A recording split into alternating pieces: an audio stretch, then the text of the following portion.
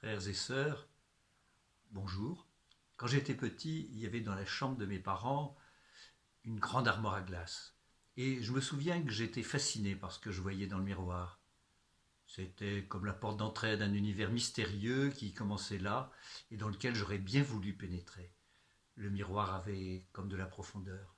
Mais naturellement, mon front se heurtait à une surface lisse et infranchissable. Alors aujourd'hui, je suis un adulte et un miroir n'est plus qu'un miroir. Je n'y vois qu'une image plate. Il n'y a plus de mystère. Je sais.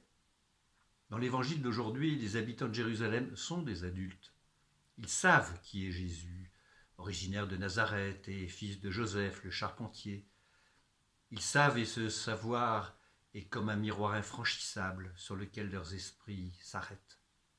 Pour eux, Jésus est sans mystère. Il n'y a pas à le connaître mieux. Alors, de l'autre côté de ce miroir mental, Jésus tente d'établir une relation. Vraiment, vous me connaissez? Vous êtes sûr de savoir, pas seulement qui je suis, mais d'où je suis? Vous restez à la surface et vous n'imaginez pas la profondeur du mystère. Je suis la porte qui mène vers celui qui m'a envoyé. Si vous me connaissiez vraiment, vous connaîtriez aussi mon Père que vous n'avez jamais vu. L'interpellation de Jésus vaut aussi pour nous aujourd'hui, car nous sommes remplis de savoir sur lui. Il a été conçu du Saint-Esprit, il est né de la Vierge Marie, il a souffert sous Ponce Pilate. Je vous laisse poursuivre.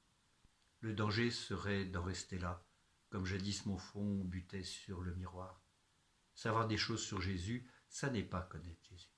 Connaître Jésus, c'est entretenir avec lui une relation vivante. C'est prendre du temps avec lui, c'est-à-dire prier. C'est écouter sa parole pour qu'elle nous dise quelque chose de la profondeur de Dieu et de son amour pour nous. C'est aller jusqu'à croire que nous pouvons le rencontrer dans la relation avec les pauvres, les malades, les personnes isolées. Et pour vivre cela, il est bon de redevenir comme des enfants qui traversent le miroir pour aller vers Jésus et son Père. Heureux ceux qui croient sans avoir vu, la porte du royaume s'ouvrira pour eux.